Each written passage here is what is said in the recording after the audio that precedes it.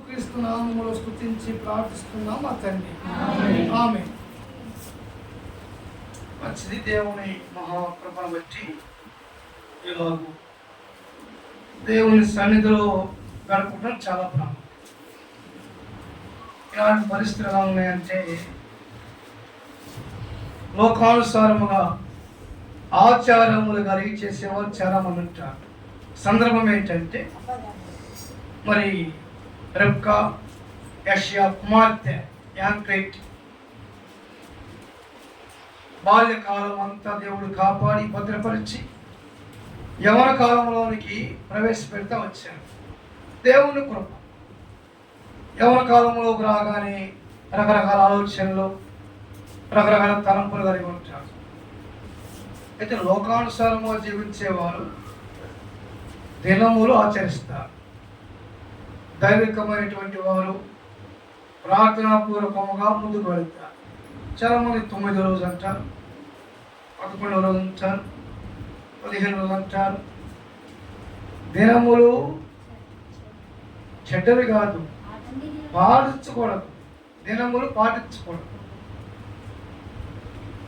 ఈనాడు ఎంతో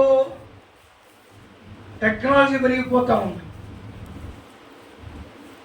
ప్రపంచంలో జ్ఞానము కలిగిన వాళ్ళు ఎంతోమంది తయారవుతూ ఉన్నారు, ఎంతోమంది మేధావులు తయారవుతూ ఉన్నారు. కానీ ఈ మూఢనమ్మకాలు విడిచిపెడతాం లేదు, అది నష్టం. చాలామంది మూఢనమ్మకాలు, వాళ్ళని రోజు చేయొచ్చు కదా, వాళ్ళని తారీఖు కార్యక్రమం చేసుకోవచ్చు కదా. దేవుని వాక్యం సెలవిస్తూ ఉన్నది, ఆయన చేసినదంతా మంచిగా ఉంది. సృష్టి ఆరంభంలో ఆదికాలం మొట్టమొదటి మనం గమనిస్తే అవి చాలా మంచిగా ఉన్నదంట. మానవులు మంచి కోరుతూ ఉంటారు, శుభము కోరుతూ ఉంటారు, చాలా మంచిది. అయితే వాక్యానుసారముగా ప్రతిరోజు మంచిది. వాక్యానుసారముగా 7 దినములు 6 దినములు ప్రయాసపడాలి, 7వ దినం ప్రభువుని స్తుతించాలి. పాత నిబంధనలో భక్తులు అలా చేస్తూ వచ్చారు. ఇప్పుడు దినములన్నీ మంచి. అయితే మనం కోరుకునేది ఏంటి? ఆరోగ్యము కోరుకుంటూ ఉంటాం.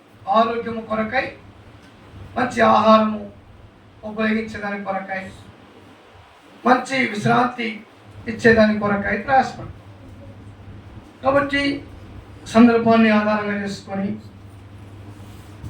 యవన కాలంలో మరి ఆకలి కొరకై దేవుడిచ్చిన వాగ్దానము, నా కృప నిన్ను విడిచిపోదు. దేవుని కృప విడిచిపోదు.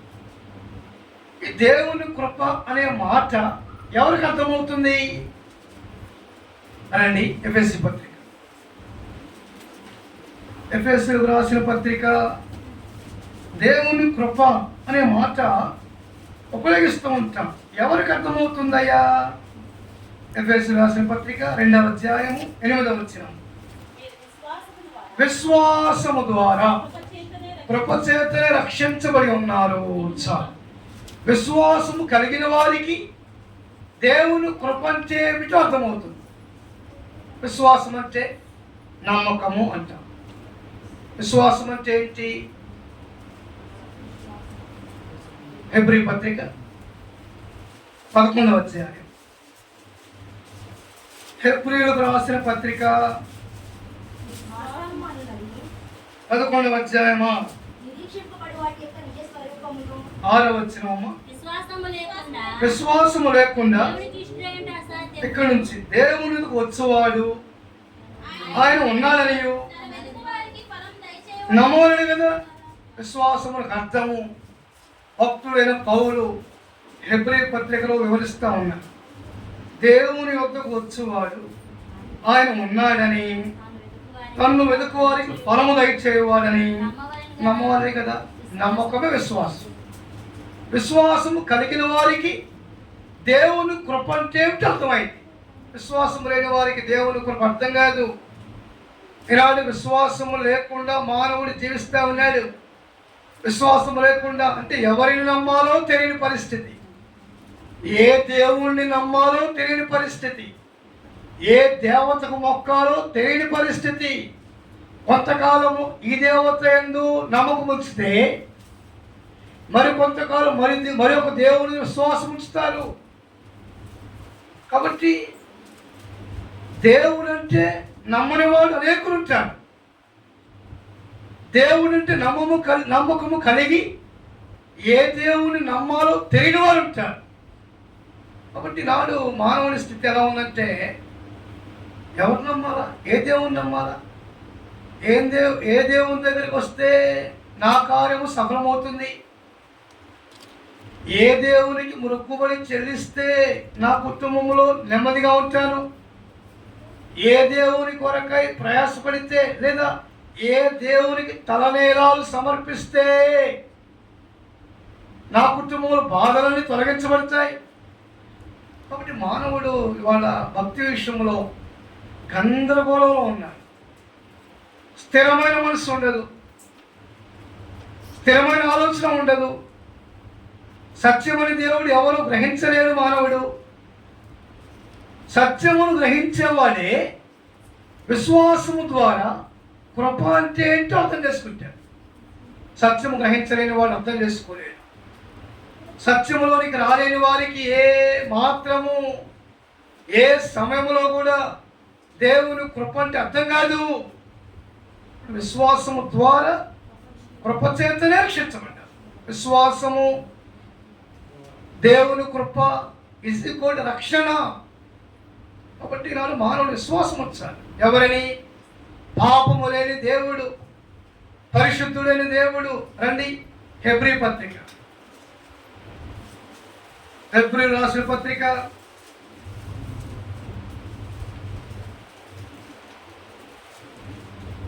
7వ అధ్యాయం 26వ వచనం.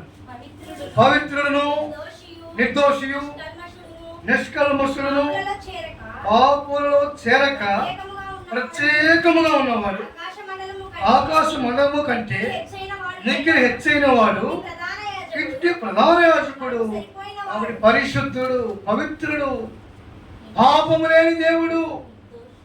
ఆ దేవుడే ప్రభు యేసుక్రీస్తు. ఆ దేవుడే నీ కొరకై నా కొరకై సిలువలో మరణించాడు. దోషము లేని దేవుడు. మానవుడు దోషము పోవాలి అని 9వ రోజు పాటిస్తాడు. మానవుడు దోషము పోవాలి అని 11వ రోజు పాటిస్తాడు. మానవుడు దోషము పోవాలని 15వ రోజు పాటిస్తాడు. దోషము పోవటానికి మానవుడు రకరకాల ప్రయత్నం చేస్తే దోషము లేని దేవుడు నిర్దోషి. మానవుని ప్రేమించి మానవుల కొరకై శిలువలో ప్రాణత్యాగం చేసిన వానిగా ఉన్నాడు. అందుకని నిర్దోషి. దోషము లేని దేవుణ్ణి గ్రహించాలి. దోషము లేని దేవుడే సత్యమని దేవుడు. ఆ దేవుడు మానవుని ప్రేమిస్తూ ఉన్నాడు. ఎలాగ ప్రేమిస్తూ ఉన్నాడు? రండి, రోమాపత్రిక 5వ అధ్యాయము 8వ వచనం. ఎలాగనగా దేవుడు తన ప్రేమను వెల్లడిపరుస్తూ ఉన్నాడు. ఎట్లనగా మనకు పాపులమైనగానే క్రీస్తు మన కొరకు చనిపోయాను. మనం పాపులమై ఉండగానే క్రీస్తు చనిపోయాడు. కాబట్టి రక్షణ సువార్త అంగీకరించాలి, నమ్మాలి. దేవుడు ఉన్నాడని నమ్మాలి. ఈ దేవుని సన్నిధిలోకి వచ్చి ప్రార్థిస్తే ఫలము దయచేస్తాడని నమ్మాలి. ఆ దేవుడే వాక్యానుసారముగా పవిత్రుడు, నిర్దోషి, నిష్కలంకమైన దేవుడు. ఆ దేవుడే ప్రభు అయిన యేసుక్రీస్తు వారు పాపులలో చేరక ప్రత్యేకముగా ఉన్నవారు.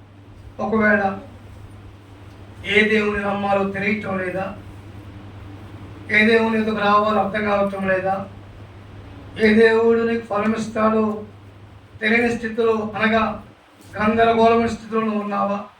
ఈ మధ్యాహ్న కాల సమయం ప్రభునితో మాట్లాడుతున్నాడు. ప్రభు అయిన యేసు క్రీస్తుని విశ్వాసం ఉంచము, అప్పుడు నీవు ఇంటి వారిను గొప్ప రక్షణ, పాప క్షమాపణ పొందు. ఇప్పుడు విశ్వాసం యొక్క లక్షణం ఏంటి? ఉదయకాల సమయంలో కృప అంటే ఏంటో నేర్చుకున్నాము. కృప ద్వారానే మానవుడు రక్షించబడ్డాడు. ఆ కృపను బట్టియే దేవుని భయభక్తులుగా నేర్చుకున్నాము. ఆ కృపను బట్టి బాధలలో దేవుని మీద ఆధారపడుతున్నాము. ఆ కృపను బట్టి హృదయములో పాపమును వదిలివేసాము. ఇప్పుడు విశ్వాసం అంటే ఏంటి? What is the meaning of faith? విశ్వాసం అంటే ఏంటి? నమ్మాలన్నాం. ఎవరు నమ్మాలయ్యా అన్నారు? పవిత్రుల్ని, నిర్దోషిని, నిష్కమర్షి నమ్మాలన్నా. ఎవరైనా? యేసు ప్రభువారు నీ కొరకు నా కొరకు మరణించాడు. ఇప్పుడు విశ్వాసం అంటే ఏంటి? విశ్వాసం యొక్క లక్షణం ఏంటి అని చూద్దాం. పేతురు రాసినటువంటి పత్రిక, 2వ పత్రిక,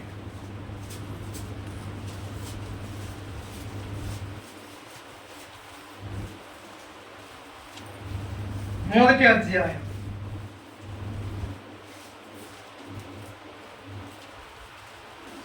4వ వచనం.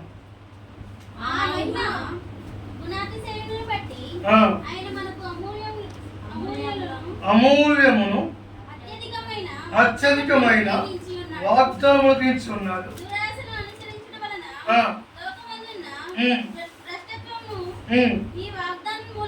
వాగ్దానం మూలముగా పారివారమగినట్లు చాలు. ఎవరికి చెప్తా ఉన్నాడు ఈ మాట? పైన రాయబడింది 1వ వచనం. దాసుడను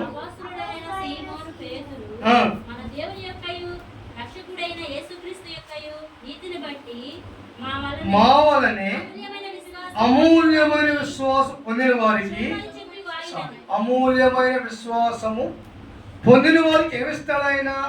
అత్యధికమైన వాగ్దానం ఇస్తాడు. వాగ్దానం అంటే ఏంటి? వాగ్దానం అంటే దేవుని నోటలో వచ్చే మాట. ఆ వాగ్దానములు బట్టి విశ్వాసం ఉంటే నేర్చుకుంటాం. కొన్ని పర్యాయములు ఈ మాట అర్థం కాదు. కొన్నిసార్లు ఈ మాట అమూల్యం అంటే ఏంటి? మిక్కిలి విలువైనది, అమూల్యమైనది. సందర్భం జ్ఞాపకం చేస్తాను. మత్తయి సువార్త 13లో ఒక వ్యాపారం చేశాను. బయలుదేరి వర్తకాల వ్యాపారం చేస్తూ ఉంటాను. ఆయన అమూల్యం ముత్యమును కనుగొని మిగిలినవన్నీ అమ్మి దాన్ని కొనుక్కుంటా వచ్చాను. వ్యాపారం చేసేవారికి అమూల్యం ముత్యం దొరికింది అంటే విలువైనది. ఈ ముత్యముల కంటే అమూల్యమైనది నాకు దొరికినది కాబట్టి వీటితో నాకు పని లేదు. విశ్వాసం కూడా అంతే. ఈ విశ్వాసం అమూల్యమైనది. మా వలనే మీకును. ఎవరు మీరు? నీతి కలిగిన వారు, దేవుని ఏర్పాట్లో ఉన్నవారు, దేవుని ఏర్పాట్లో ఉండి కృప చేత రక్షించబడిన వారు. వారి కొరకై దేవుడు అమూల్యమైన వాగ్దానములు సిద్ధపరిచేవారిగా ఉంటాడు. ఇప్పుడు ఈ విశ్వాసము అమూల్యమైన విశ్వాసము. దీని కొరకు ప్రయాసపడాలి. దేవుడు ఉన్నాడని నమ్మాలి. చాలామంది దేవుడు లేడు, నా కుటుంబంలో మార్పు రాలేదు, నా కుటుంబంలో ఇంకా ఈ సమస్యలో ఉన్నా, నేను ఈ బాధలో ఉన్నాను, ఈ దుఃఖంలో ఉన్నాను, నన్ను ఆదరించేవారు లేరు, నన్ను ధైర్యపరిచేవారు లేరు, నా కొరకై నన్ను ప్రేమించేవారు ఎవరు లేరు, నిరుత్సాహ పరిస్థితిలో కొనసాగుతూ ఉంటారు. అయితే ప్రేమ కలిగిన దేవుడు నీలో విశ్వాసమును వృద్ధి పొందించేవానిగా ఉంటాడు. కాబట్టి విశ్వాసము అమూల్యమైనది అని గమనించాలి. ఈ అమూల్య విశ్వాసము కలిగి దేవుని సన్నిధిలో ఎప్పుడైతే ప్రార్థిస్తామో ప్రభువు నీకు నెమ్మదిస్తాడు. విశ్వాసము కలిగిన వారికి దేవునితో సమాధానము కలిగే భాగ్యం ఉంటుంది. రండి, రోమాపత్రిక 5వ అధ్యాయం. రోమిలకు రాసిన పత్రిక 5వ అధ్యాయము 1వ వచనం. కాబట్టి విశ్వాస మూలమున నీతిమంతులుగా తీర్చబడి యేసుక్రీస్తు ద్వారా దేవునితో సమాధానము కలిగి ఉందము. కాబట్టి అమూల్యమైన విశ్వాసము మొట్టమొదటి ఎవరైతే కలిగి ఉంటారో వారు దేవునితో సమాధాన పడతారు. దేవునితో మానవుడు సమాధాన పడాలి. ఎందుకు? మన పాపములు మనకి దేవునికి అడ్డుగోలుగా ఉన్నాయి. 59వ అధ్యాయం యెషయాలో మాట్లాడుతుంది. రక్షింపలేకపోయినట్లు యెహోవా హస్తము కొరచ కాలేదు, ఆయన చెవులు మందము కాలేదు, మందము కాలేదు, మీ దోషములు మీకును మీ దేవునికి. ఇప్పుడు దోషం అడ్డంగా ఉంటే సమాధానం ఉండదు. ఇప్పుడు దేవునికి మనకు దోషం అడ్డంగా ఉంది. మానవుడేమో దోషం పోవాలని 9 రోజులు పాటిస్తున్నాడు. మానవుడేమో దోషం పోవాలని దినాలు ఉత్సవాలు చేస్తూ ఉన్నాడు. మానవుడేమో దోషం పోవాలని ముహూర్తాలు పెడతా ఉన్నాడు. మానవుడేమో దోషం పోవాలని సిద్ధాంతాన్ని ఆశ్రయిస్తూ ఉన్నాడు. ఈ దోషము దేవునికి మానవుకు అడ్డుగోలుగా ఉంది. అదే పాపం. ఈ పాపమును బట్టి మానవుడు సమాధానం లేకుండా ఉంటున్నాడు. ఇలాంటి మానవుడు సమాధానం లేదు అంటే పాపం ఉంది, హృదయంలో పాపం ఉంది. ఈ పాపము ఎప్పటికీ కూడా మానవుని సమాధానముగా ఉండనియదు. కాబట్టి ఈ మాట జ్ఞాపకం చేసుకోండి. పాపము మానవుని ఎప్పటికీ సమాధానముగా ఉండనివ్వదు. కలవరం, నెమ్మది ఉండదు, సమాధానం ఉండదు, ప్రశాంతమైన వాతావరణం ఉండదు. భూలోకముల వారి భాషలో చెప్పాలి అంటే మనశ్శాంతి ఉండదు. పాపము ద్వారా మానవుడు పాపమును ప్రేమించి దేవుని ఆజ్ఞను ధిక్కరించి దేవుని మాటకు లోబడకుండా దేవుని మాటకు తిరుగుబాటు చేసి మనశ్శాంతి కోల్పోతూ ఉన్నాడు. ఎప్పుడైతే విశ్వాసము ద్వారా రక్షించబడతామో, అమూల్య విశ్వాసము కలిగి ఉంటామో, ఇప్పుడు జరిగే కార్యక్రమం ఏంటంటే దేవునికి నీకు సమాధానం ఉంటుంది. ముందు దేవునికి మానవుని సమాధానం ఉండాలి. అందుకే అంటారు కదా, రోమాపత్రిక 5వ అధ్యాయం 11లో ఆ మాట అంటారు. చూద్దామండి. అంతేకాదు యేసుక్రీస్తు ద్వారా మనం ఇప్పుడు సమాధాన స్థితి పొందేవారు. ఇప్పుడు సమాధాన స్థితి ఎప్పుడు?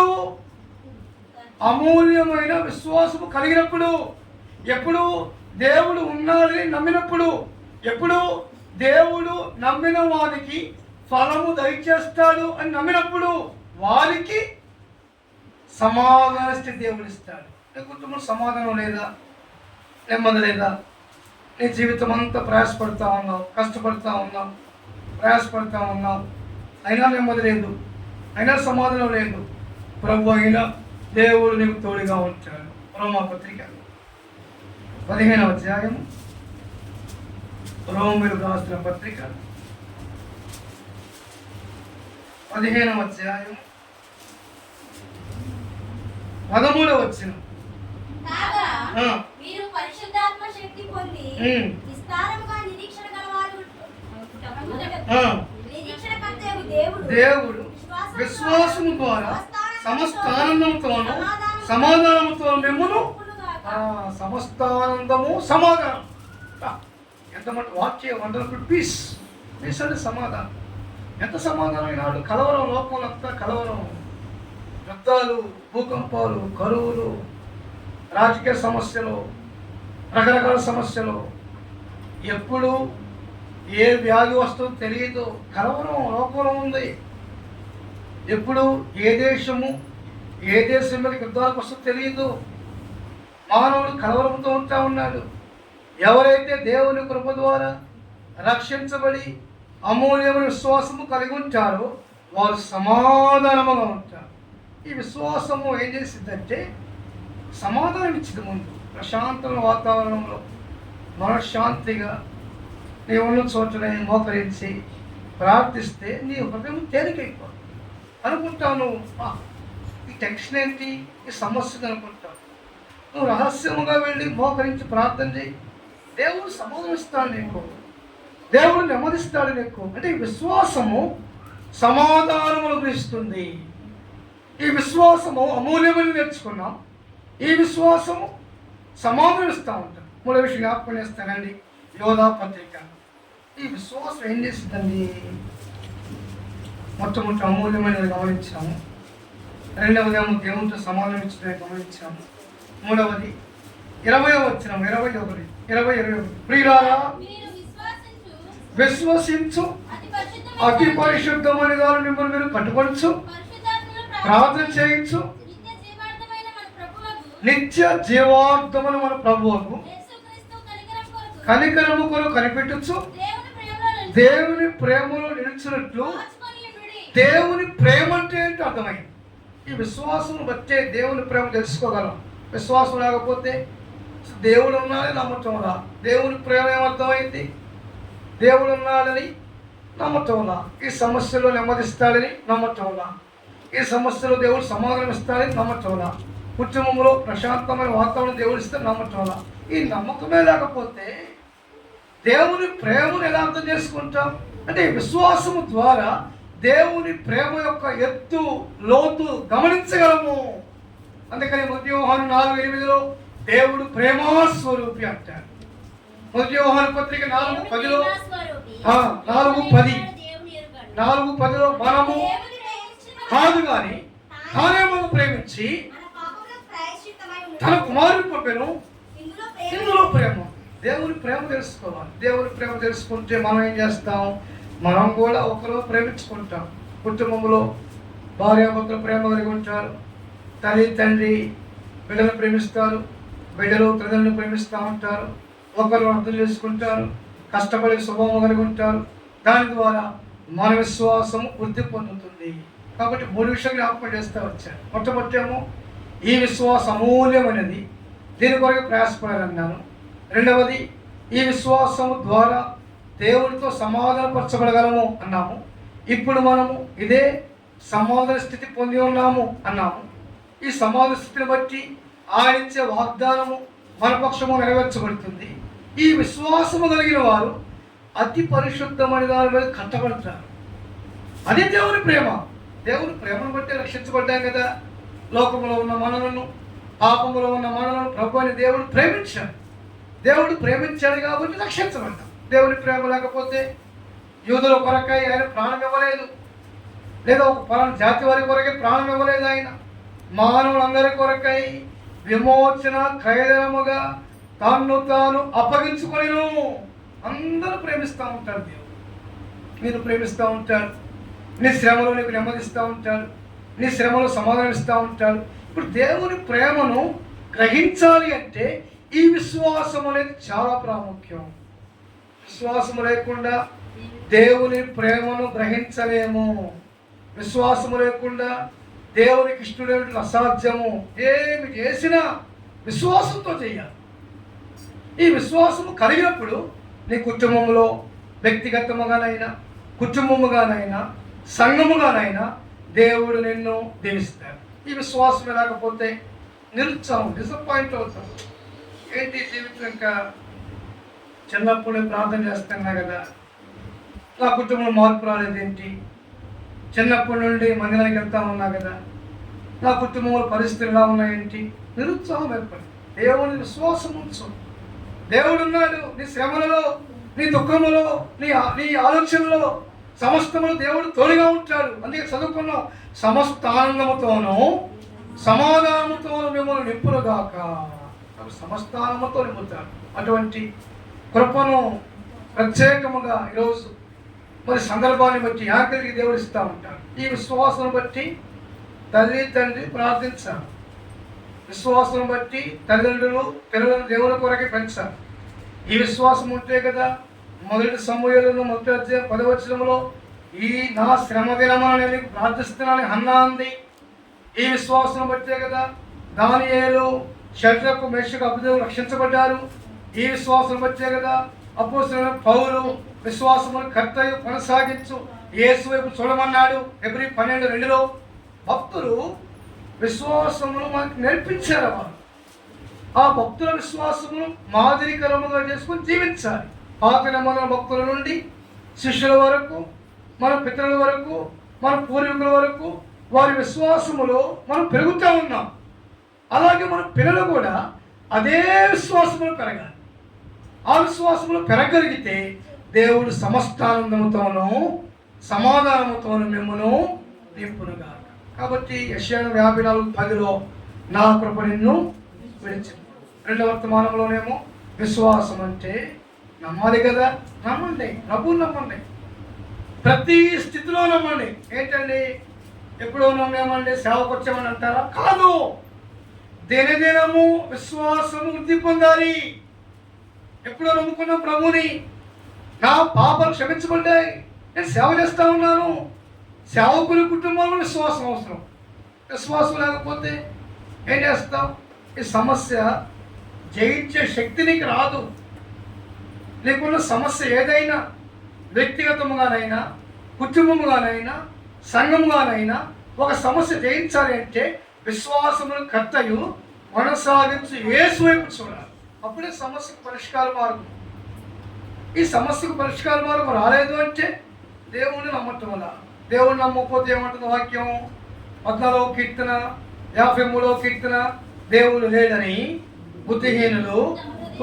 దేవుడు లేడు అంటే బుద్ధిహీనుడే.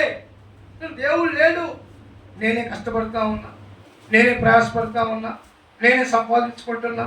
ఇలాంటి మానవుడు దేవునికి విరోధమైన ఆలోచన కలిగి పాపమును ప్రేమిస్తూ ఉన్నాడు మానవుడు. ఈ మానవుని కొరకై దేవుడు విశ్వాసమును నేర్పిస్తూ వచ్చాడు. ఆ విశ్వాసములు పెరగాలి. ఆ విశ్వాసములు పెరగలిగితే నువ్వెవరివైనా, ఎలాంటి వారివైనా, ఏ స్థితిలో ఉన్నా, ఏ పరిస్థితిలో ఉన్నా, నువ్వు ఏ సమస్యలో ఉన్నా కానీ ప్రతి దానికి ఈ ప్రభువే పరిష్కార మార్గం ఇస్తాడు. అటువంటి సమాధానమునికి ఇస్తాడు. నీ కుటుంబంలో నెమ్మదిగా ఉంటావు, నీ కుటుంబంలో సమాధానముగా ఉంటావు అంటే సమాధానం కొరకే ప్రార్థించాలి. ప్రభువు నేర్పిస్తా, ప్రభువా నాకు సమాధానమును దయచేయం, నా కుటుంబంలో కలవరం ఉందయ్యా, ఇంకా నేను నమ్మటం లేదు, ఇంకా అభివృద్ధి పొందుతున్నప్పుడు సమాజంలో ఉన్న ఆచారాలు పాటిస్తున్నాను, మూఢనమ్మకాలు పాటిస్తున్నాను, పలానా కార్యక్రమం అంటే ఎలా చేయాలి, పలానా కార్యక్రమం అంటే ఎలా చేయాలి, ఇవన్నీ బాగా తెలుసు మనకి. ఏ కార్యక్రమం అయినా దేవుని మీద ఆధారపడి ఎలా చేయాలి అనేది చెప్పరు, తెలుసుకునే ప్రయత్నమో చేయం మనం. పలానా కార్యక్రమమా, అమ్మాయి పెద్ద పుష్పవతి అయిందా, లేదా ఎవరి కాలంలోకి వచ్చిందా, ఇవి చెయ్యాలా. ఏం చెయ్యాలా? గాజులో చెప్పండి, మీకు తెలుసుకోవాలి. పువ్వులో చెప్పు. దైవికం కాదు, అది వాక్యం కాదు. నేను ఎంతకంటే బాగా చేశాను, ఏమో తెలుసు, నేను ఎంత చేశాను, నాణ్యమో తెలుసు. ఎందుకంటే దారా సంగతి వచ్చిపోయినప్పుడు పల్లె మొత్తం 3 పూటలు భోజనం పెట్టాను నేను. కింగు పల్లెలో, పులపడి కింగు పల్లెలో.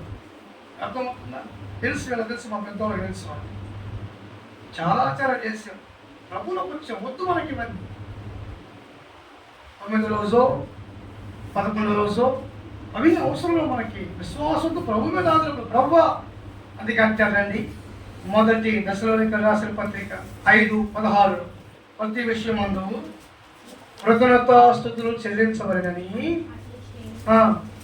క్రీస్తు యేసును మీ విషయంలో దేవుని సిద్ధం అంటారు. ప్రతి విషయంలో ప్రభు ఇచ్చిన ఆరోగ్యము కొరకు స్తోత్రాలయ్యా. చదవమ్మా.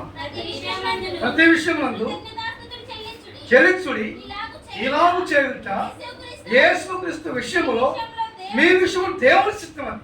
ఎలా చేయాలి? ప్రభు కుమార్తె వివాహమైందా? ప్రభానికి స్తోత్రాలయ్యా. కుమారుడు చదువుకుంటే ఉన్నాడా? ప్రభానికి వందనాలయ్యా. లేదా అనారోగ్యములు దేవుడు కాపాడాడా? ప్రభానికి స్తోత్రాలు. ప్రభు ప్రతి విషయంలో దేవుని స్తుతించాలి, దేవుని ఆరాధించాలి, దేవుని కనపరచాలి. అప్పుడు దేవుని ఆత్మ సంబంధమైన ఆశీర్వాదంలోకి వస్తాము. కనుక ఆత్మ జీవితంలో ఈ విశ్వాసము కలిగి ముందుకెళ్ళాలి. ఈ విశ్వాసము కలిగి ఉండాలని దేవుని కృప ప్రార్థించాము. ఇలా హెబ్రోనులో దేవుడు మనకి సహవాసం ఇచ్చాడు. ఇటు సహవాసం బట్టి దేవుని స్తుతించాలి. ప్రభువా మా ఆత్మ జీవితంలో మమ్మల్ని బలపరచు, మీ కృపతో రక్షించుకున్నాం. అయితే మా విశ్వాసము వృద్ధి పొందించమని ప్రార్థించాలి. ప్రభు నమ్మదగిన దేవుడు కదా, నీ సమస్యలను తీరుస్తాడండి. నమ్మండి, నీ కష్టాలను తీరుస్తాడు దేవుడు. వాక్యం మీద ఆధారపడండి. వాక్యం మీద ఆధారపడి, దేవుని మీద ఆధారపడి, ప్రభు మీద ఆధారపడి దేవుని వైపు చూడండి. ప్రతి సమస్యలో దేవుడు పరిష్కార మార్గం ఇచ్చేవాడిగా ఉంటాడు. అటువంటి సమస్త ఆనందంతో దేవుడు మనల్ని నింపునుగాక. ప్రత్యేకంగా ఉదయకాల సమయంలో కొంతసేపు ప్రార్థిస్తా వచ్చాం. ఉదయం ఎవరైతే ప్రార్థన చేయలేదో వాళ్ళు కాసేపు ప్రార్థన చేయాలి. తర్వాత ఏం చేస్తామంటే అందరం కలిసి గ్రూప్ ఫోటో దిగుతాం. యాంగిల్ కూర్చోబెట్టి అందరం కలిసి బయట లోపల గ్రూప్ ఫోటో దిగుతాం. తర్వాత డిస్కస్ అవుతాం. ఇప్పుడు 3 అయింది టైము, 4 దాకా. ఉదయం ఎవరైతే ప్రార్థన చేయలేదో వాళ్ళు చేయాలి మన కుటుంబాల కొరకు. ఇంకా మీ సమస్యలు మాకు చెప్పండి, మీకోసం ప్రార్థన చేస్తాం. మేమైతే అందరి కోసం ప్రార్థన చేస్తాం. ప్రతి ప్రార్థనలో బూసి నాగయ్య జ్ఞాపకం వస్తాను. ప్రతి ప్రార్థనలో బూసి ప్రకాశ్రావు జ్ఞాపకం వస్తాను. ప్రతి ప్రార్థనలో నిఖిల్ దాస్ జ్ఞాపకం వస్తాడు. ప్రతి ప్రార్థనలో కాకినాడ ఇరుమియా జ్ఞాపకం వస్తాను. ఇది నమ్మండి, మీరు నమ్మండి అంతే. ప్రతి ప్రార్థనలో మేము అందరి కోసం ప్రార్థన చేస్తున్నాం. అయితే కలుసుకోవడం కష్టం, మాకున్న పరిచయం బట్టి, మాకున్న పరిస్థితిని బట్టి, సంఘాలు వదిలిపెట్టి మాటిగా ఆదాయం కదా, సంఘాలు వదిలిపెట్టి తిరగలేం కదా, సంఘంలో ఉండాలి. మేము ఎప్పుడు సంఘాన్ని పెట్టుకుని ఉంటాం కాబట్టి కలుసుకోవడం కష్టమైంది. కానీ మీ అందరి కోసం